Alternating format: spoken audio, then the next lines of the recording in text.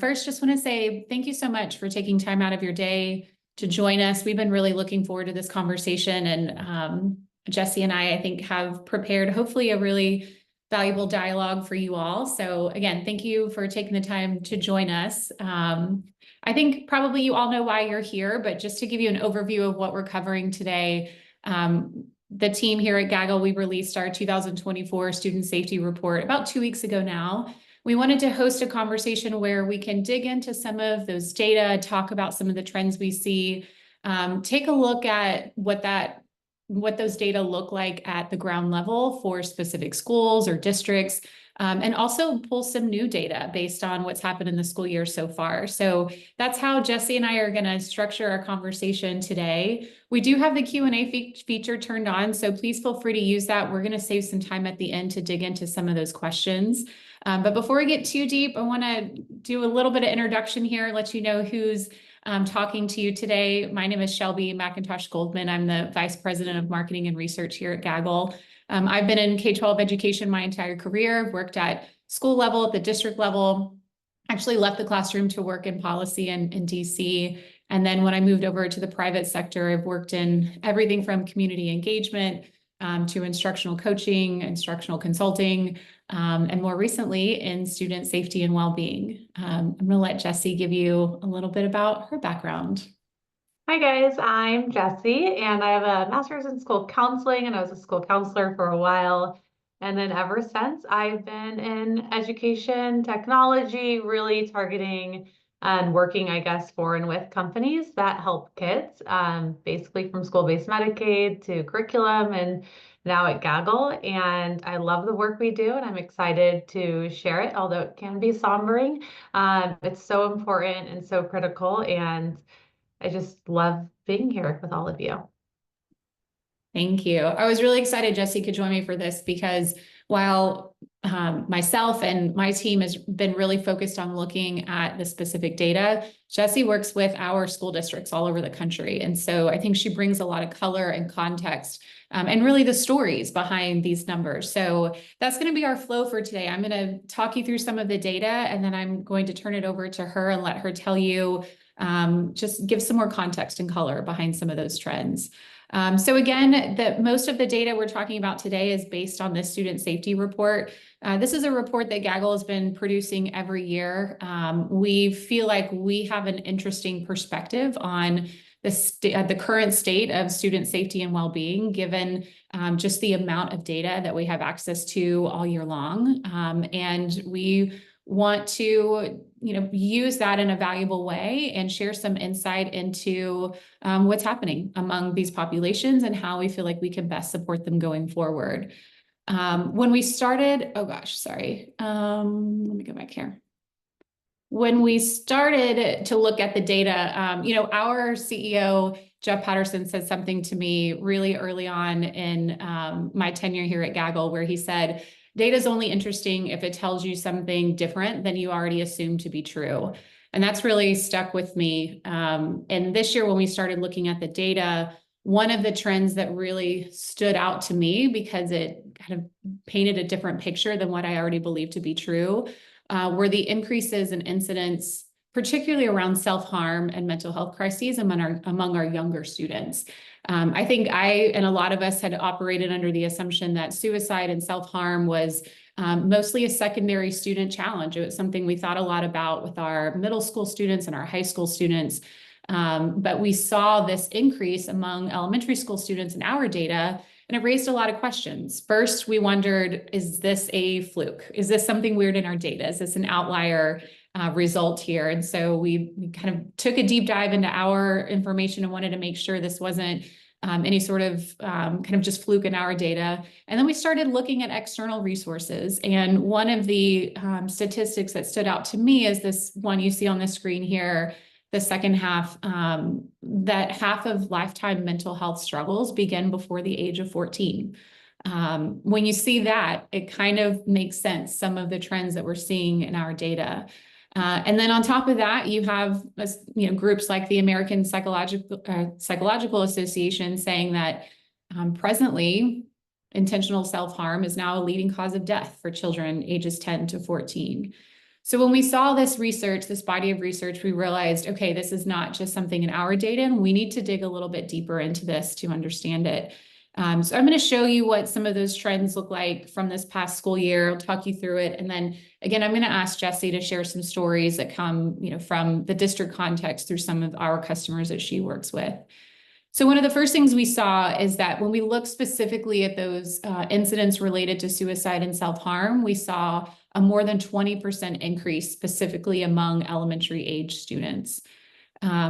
We also look at the number of suicide notes that our team, our safety team uncovers, and that increase was 76%. And again, this is from compared this past school year to the school year prior. So just over a 12-month period, we saw a 76% increase there. And then we actually realized this is not just related to suicide and self-harm. When we looked at all incidents, so kind of regardless of the nature of them, those that pose the most critical risk, which we'll talk a little bit more about what that means, we saw a 30% increase in those types of incidents, regardless of the nature, specifically with this elementary school student population. This is one that really stood out to us as well. We have a metric internally that we track, which we call lives saved. This means that there was an incident where we receive very specific information, obviously results in an emergency phone call, and based on what was discovered whenever those contacts reach that student, we classify it as a life saved, feeling like if that alert had not taken place, it very well could have led to a loss of life. We track that metric across all student populations, but specifically when we looked at the elementary school population, that number totaled 99 over last school year, which was nearly double the amount prior. Again, one of the more troubling trends that we saw in our data, and one that we felt a lot of need in terms of digging into and really understanding. So at this point, this is where I think it matters to look at the data in context. And so, Jessie, I'd love for you to tell us a little bit more based on the support that you've provided our customers, and just some of the very specific instances that you've been aware of what this actually looks like behind the data. Yeah, thanks, Shelby. I think those stats, even though I've seen them several times, are really sombering but very real. And I have elementary school age children. And so there's a lot of times that I open these incidents and I read through them and work with our school district partners. And I'm just mind blown that I have 8-year-old twins at home and a 7-year-old daughter who could very literally be writing these things, because that's how old some of these kids are. I think what we're seeing a lot, and what I work with a lot of our student services teams, our technology teams, our social workers, school psychologists on, is how impactful it is that we are catching things like suicide notes from a 5th grader. I think one of the most eye-opening moments for me at Gaggle was when a student services director told me, Jessie, half the kids that you're alerting on were not on our radar. These students are sometimes straight A students. They are always in class. They are always attentive. We have uncovered some child abuse situations where the students were chronically depressed, but they were in school every single day, right? And they were paying attention in their classroom. And so I think that, to me, when I think of Gaggle, is we are working behind the scenes to help you identify students who may not be part of your MTSS plan right now. Like, they're not in the meetings that you're talking about students every month. And so proactively being able to identify those students early enough that their grades don't start to plummet and sink and they don't become part of your meetings, right? I think that's one of the goals that one of our partners in Florida mentioned to me. Is she was like, my favorite thing about this is that I can help students before they become on my caseload, right? Like, they don't have to be a part of my caseload, because I can help them proactively based off something that was flagged in an essay, for example, that a teacher may have never seen.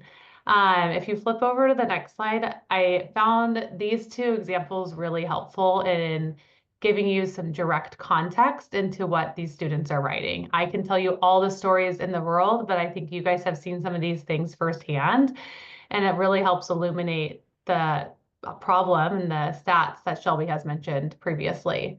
So the first one is I hate who I am. I hate my body. Everything about me I hate. I am stupid, act at stuff. I hate that my own grandma says I'm a hoe. I hate that I tried to kill myself 6 times. And I hate the fact that I hate myself and I will never be loved.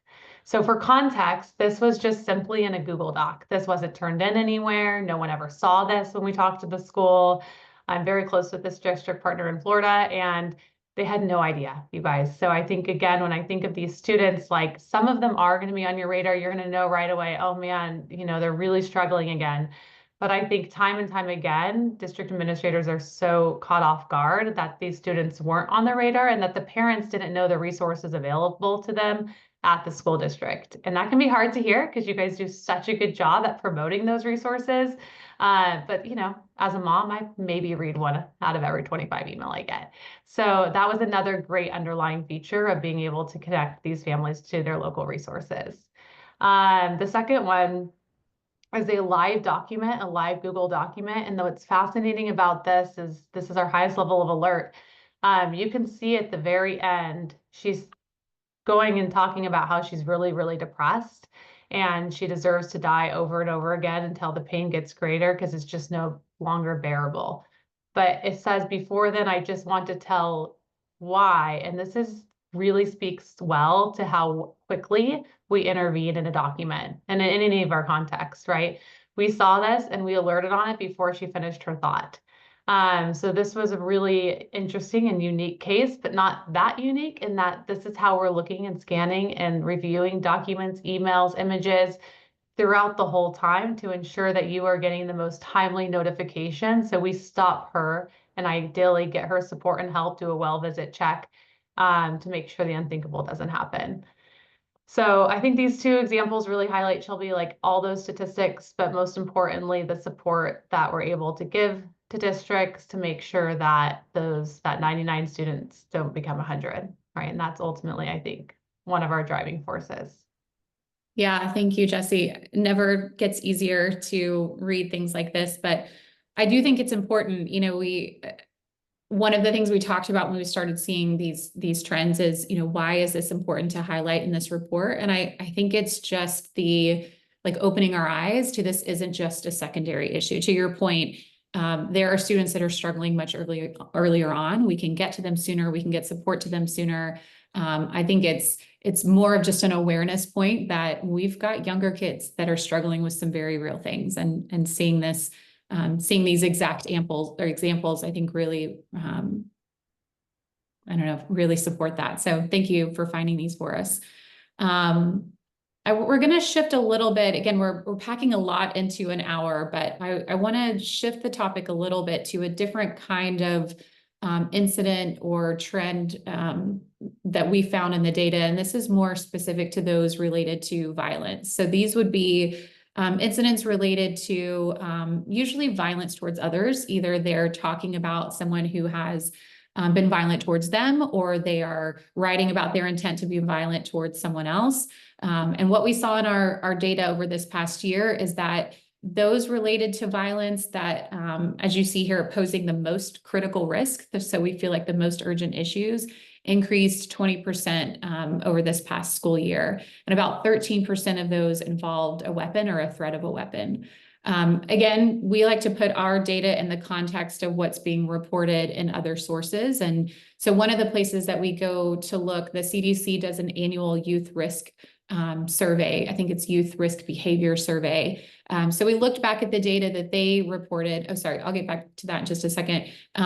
We did look at these trends broken down by level. And similar to what we saw with the suicide and self-harm rates, it increased across all levels, but it increased the most among young students. So you see a 21% increase among elementary, 14% for middle school, and 20% among high school. So again, going back to the point about the CDC survey, we wanted to see, does this align with what some other sources are sharing? That survey is very specific to high school students, but the CDC reported very similar information. They said that 9% of those students they surveyed reported being threatened with or injured with a weapon. This statistic on the right is one that I think a lot about, that 13% of those students said that they actually missed school because they felt unsafe at school, which represented an increase over the prior year. So again, the things that we're seeing in our data are also being reported in these other sources. But this was another kind of new analysis that we did just the past year where when we looked at the increases at each school level, we noticed something different at the high school level, which was that these issues got a little bit more nuanced. Whereas in the elementary and middle school level, most of them were related towards violence with other students. At the high school level, we saw 16% of them related to sexual violence and 26% of them related to domestic abuse. So there's a lot of, I think, theories behind this. One being that as students get older, they're able to more specifically name what's going on with them. There's certainly a theory that as they get older, their exposure to violence gets more nuanced and more complex. But regardless of the why, it's pretty clear to us that that this is the case, and I think should represent or inform in some way the support that we feel like we need to be providing these students. So again, given these trends that we see, it felt like it would be even more valuable likely to hear from Jessie in terms of what this looks like for specifically the districts that we work with. So Jessie, what have you heard? What are the stories that you can tell us specifically about those trends? Yeah, I think these trends, again, just wildly articulate what I have to see with our district partners. And just for perspective, I work with clients all from California, all the way across to Florida.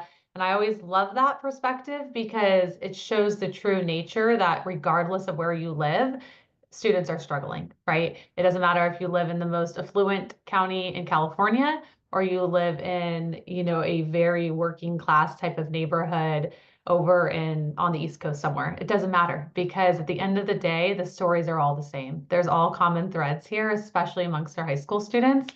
Shelby, I think you said it really well when you said that they have just more language and so they can articulate and explain what they're experiencing better. I think a lot of our district partners, especially our principals, they still view Gaggle as something that can be proactive and helpful, but there's concern over workload, they're overwhelmed, they're overburdened. And so we have to work through a lot of those conversations as we're going live with the district. But after we do some post interviews, every single time we have found something again that they weren't aware of. That is a imminent threat involving a weapon, which to me are both times have happened either on school grounds or right before school started. That they weren't aware of. And then the other compelling factor that I know this is focused on violence, but specifically with high school students is suicide and self-harm, just the alarming amounts that those are occurring with our high school students. Both storylines are really hard to hear, especially because we know post-pandemic, post-school shootings, this can really, really increase, which I know we'll touch on later. But if you pull forward a slide, the reason these two examples I picked to highlight was I was involved in investigating and helping the districts with both of them, but it also spoke to the statistic of that 13% of these violence towards others weapons involved a weapon. And something that I really am proud of at Gaggle is that we have a proprietary image weapon detection scanner. I probably said that wrong, but that enables us and allows us to find these images again very quickly and alert on them even faster. And so this one on the left, I'm going to try to bring the principal home. You guys, every time I read it, I tear up because just keep in mind that the principal would have gotten this email most likely as well. And so just to put yourself in her shoes or his shoes to receive that email and to know that's a bathroom on campus is just one of those takes your breath away moments, right? That this student was trying to harm directly their most senior level position of a staff member who cares deeply about their children. The second one, I abbreviated this, so this was also really hard to see and read because it was included in a document that the students were going back and forth, and it was started out as harassment basically, but had escalated very quickly overnight into this. And so the student had screenshot himself and said that, they were going to kill the kid after school. So again, both really compelling images, but again, one is from they could harm themselves, they could harm each other, and then they could also harm the staff. And being able to have something in place to be able to be in real time and catch things that you might not have otherwise seen is just, I think the most important thing right now that we can do when we're giving access to these digital spaces. Yeah, thank you. Agreed. These are hard to look at. But again, the goal here is awareness, because I think it's a little too easy to think that these types of things don't happen in my school or in my school district. And I think what we're seeing in the data is that it's happening more and more frequently, and it's happening everywhere. And so seeing it in an image, I think is as difficult as it is to look at. I think it just brings it into reality and makes us see that this is not just something that they're talking about. This is something that they have the means to carry out. It also supports, to your point, that statistic around the number of incidences related to weapons. These aren't just threats of weapons in a lot of cases. So again, difficult to look at, but the goal here is building awareness. And so I hope that this puts some context around some of those data trends that we're sharing. This was something that actually, it was this topic that inspired our idea to pull some new data from this school year.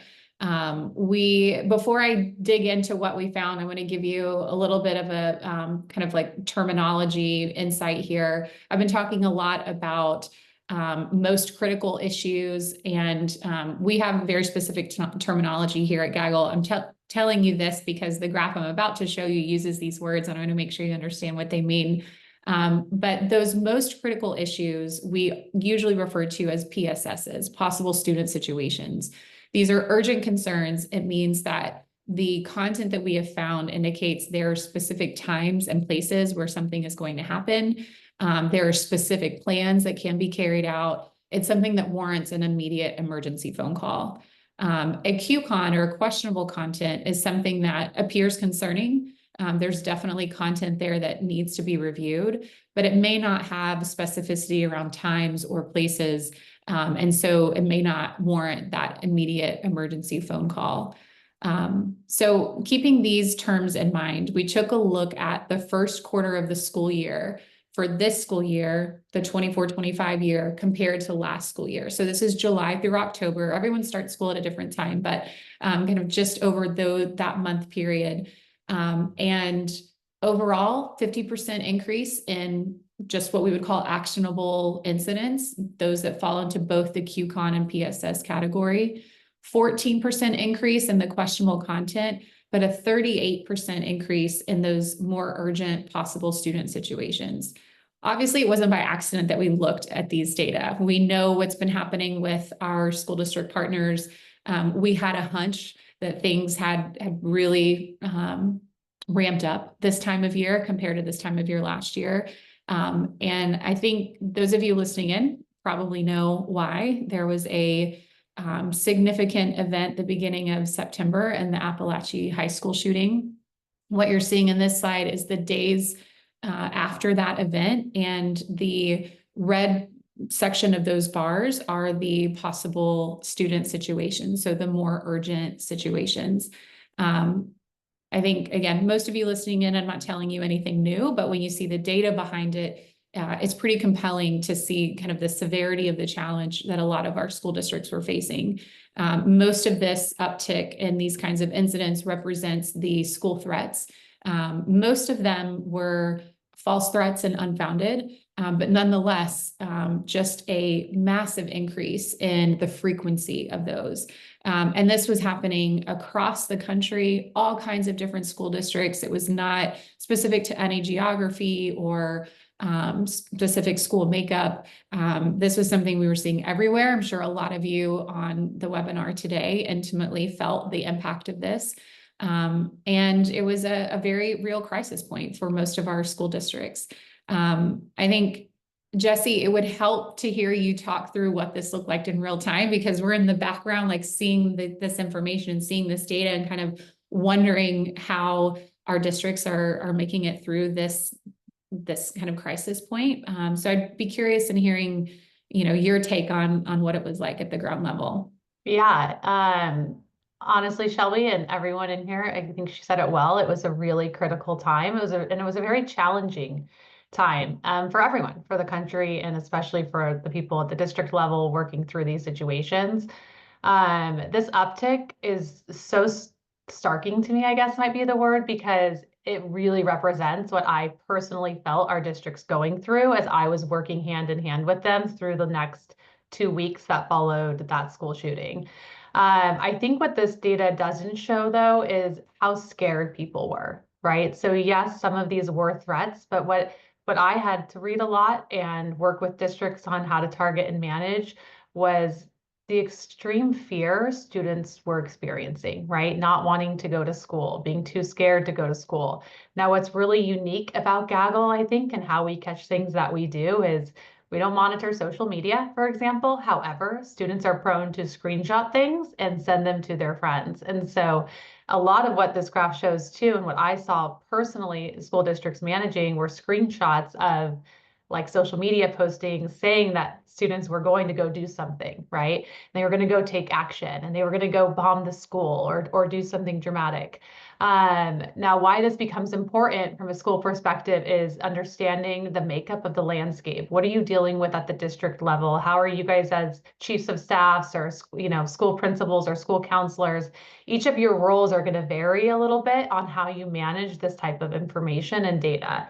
So at one of my districts, the police security and safety office was basically asking me to send them a report every single day at the end of the day with a categorization of what was occurring during that day. The reason for this is at the cabinet level, they were trying to determine and classify the number of false threats versus the number of credible threats, right? They can track and document and look inside Gaggle to see what did this student say that triggered the alert that made us alert on it, and was it founded? Because they had to investigate each time something triggered. This is no different though, that remember, you guys are also looking at here in Florida, Fortify Florida alerts, right? You're tracking and monitoring those. See something, say something alerts, like your anonymous tip lines, emails, calls, voicemails, text messages from parents in the community that were concerned that they had heard something occurring. There are a few things that stood out to me that Gaggle tried to do very, very well during this time.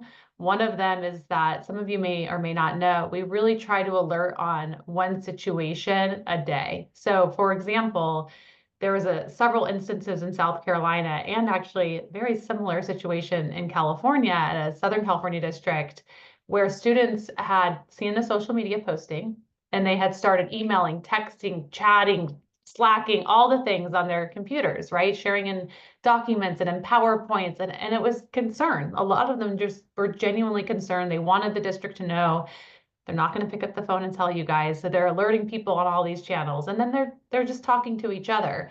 And so what's really great about Gaggle is when we're seeing all this, we have a way to track and document it. So we're working to only alert you on that situation once unless the situation has changed. Now, why this is important for you all is that it frees up your time. You're not getting an alert every time about the same Instagram picture that's come across our queue 16 times, right?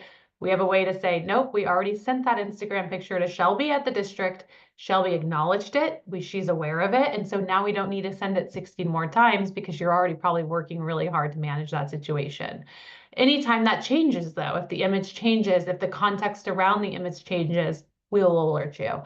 We always err on the side of caution, but I felt like after talking to our district partners, that was one thing everyone was really grateful for, is they were like, oh God, did you know this came through three more times? And we're like, yeah, we actually came through like 30 more times, but you already knew about it, right? So again, we're monitoring that, but we're also really monitoring just how many school shooting threats you're even receiving. So we can also report on that. That data became really critical in those conversations where districts then, after things kind of died down, were able to do a retrospect and say, how should we manage this differently next time? And using Gaggle data as one of their data points.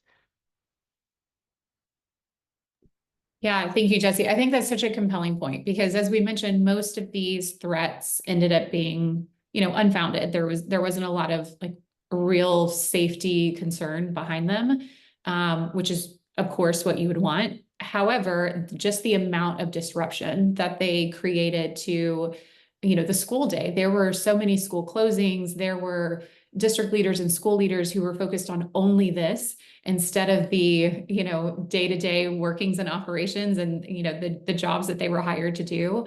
And so, of course, while there's relief that there wasn't a whole lot of real like safety concern for physical safety here, it was a major, disruption to the day-to-day educational experiences for kids and staff. And so, yeah, I think that value of being able to distill that down, to one alert per issue is something that probably really mattered during that time. So thank you for sharing that. Okay, we've got some more data to share, but this is going to be tied more into the what can we do about it? Because while we think these insights are really powerful for awareness, as we've mentioned up to this point, we don't want to be just the company that points out all the problems. We want to be part of the solution. That's our entire mission, our purpose, our focus.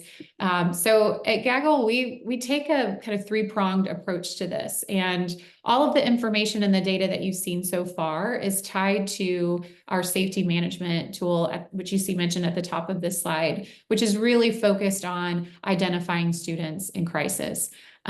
Your digital environments are massive. The amount of content and interaction and communication that's happening there provides this opportunity to have insight into your students that are struggling and your students that are in need. And so that tool is really designed to provide that insight and help you identify the kids that are in crisis there. But if we kind of take a step back besides just the work that we do, I think it's important to acknowledge that there are two very distinct ways to approach that kind of work. One is a very technology-informed approach. This would be for a leader who is interested in testing the waters. You have a tech stack, that's really managing and controlling that digital environment. So this approach would be to go to that technology leader and say, let's kind of test the waters here. Is there something we can turn on and add on to a service we already use? Won't really disrupt our day-to-day in terms of like creating any more work for anyone, but we're just curious what's out there. Let's use something we already have and just see. Let's test the waters. That is because we're talking about digital environment, a very technology-focused, technology-informed way to do it. A very different approach is one that is safety informed. This is for a leader who says, at this point, I want to save the most amount of lives. I want to protect the most amount of students from harm.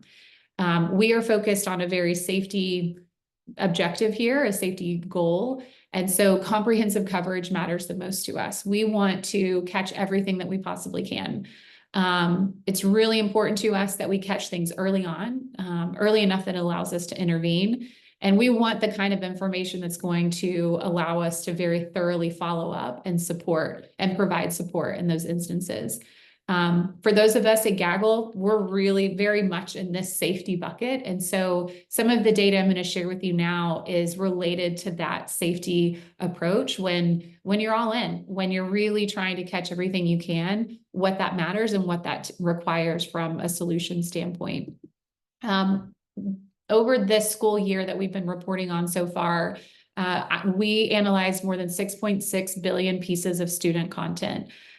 So we serve and support, protect just over 6 million students nationwide. So certainly we work with a lot of school districts, but again, each one of those digital environments is so massive. And so this is something we're really proud of because we feel like what we've created has allowed us to cover so much and identify so much. But it's not just about the quantity. It's also about the quality.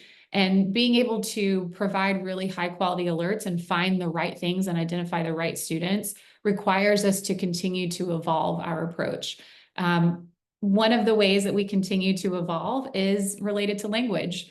Language is a very fluid thing. Any of you that have young children at home or live with teenagers, they can often use very different vocabulary than we use. Their sentence structure is different. And that evolves not just over decades, but over individual school years.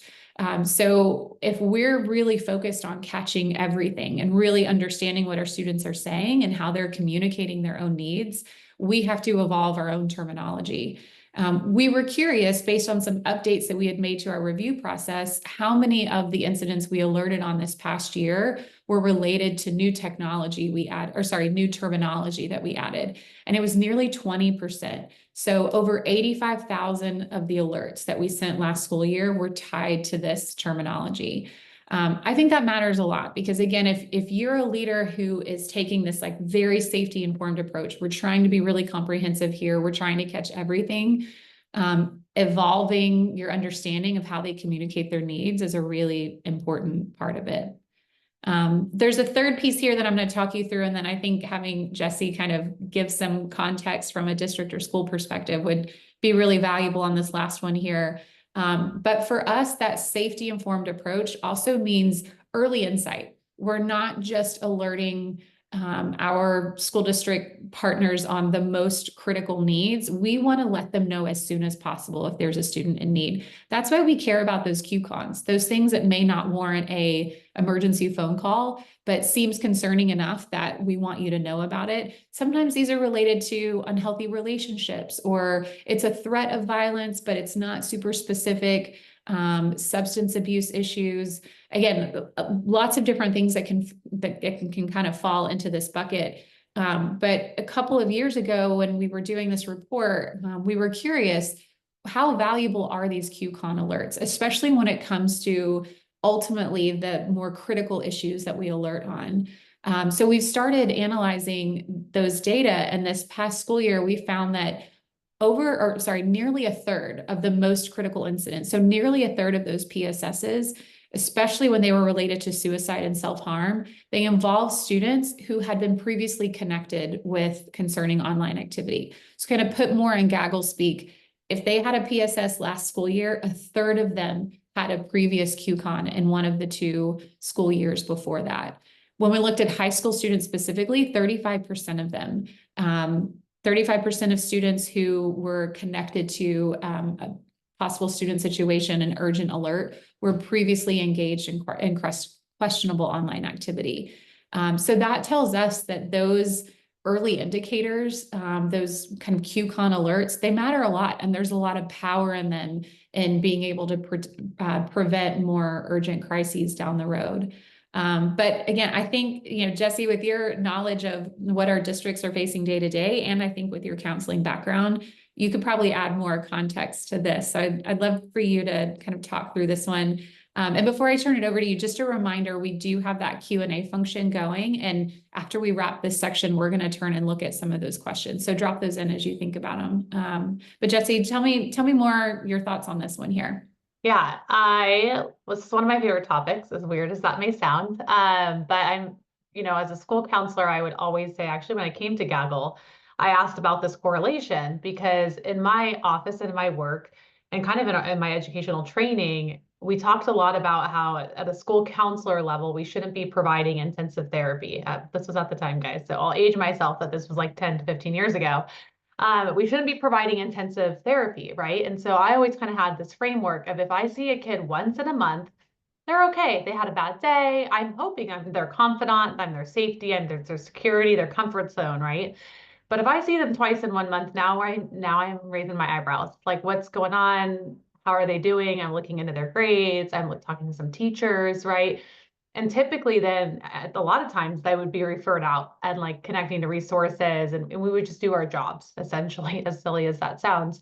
But when I came to Gaggle, I quickly saw, wow, these QCons are powerful and they need to be paid attention to, right? Because my goal as a counselor was that the student didn't come back into my office other than to say, hello, how's it going? How are you? Like my boyfriend broke up with me and I'm a little sad today. That was kind of the goal. So I had asked when I started, what's the correlation? Because I'm assuming if a kid gets a QCon, they might be okay, but the next time they get a second one, how often does that become a PSS? And it's 12.4 times more likely that they'll get a PSS. That's another way to say this data point is it's 12.4 times more likely that a student will escalate to a severe situation if they've had something concerning come across in the last year. Now, when you think about that, the whole goal at Gaggle in my brain as a mom and a counselor is to eliminate PSSs. And this might sound wild to you guys, right? But we don't want someone to be struggling like that elementary student essay that we read, that like, you know, very fluid thoughts of how sad and depressed she was and how she wanted to end her life. And she has probably tried, or she has cut, or she has done something to try to eliminate that pain, right? That's the whole point of cutting too, is to help disseminate the pain. We don't want that to occur. We want to catch her early enough, get her connected to therapy or SEL check-ins or some sort of support network that she's not writing those thoughts. And so that becomes to me the most important part of a QCon, is addressing those students early. And what we have seen with working with our district partners is it works.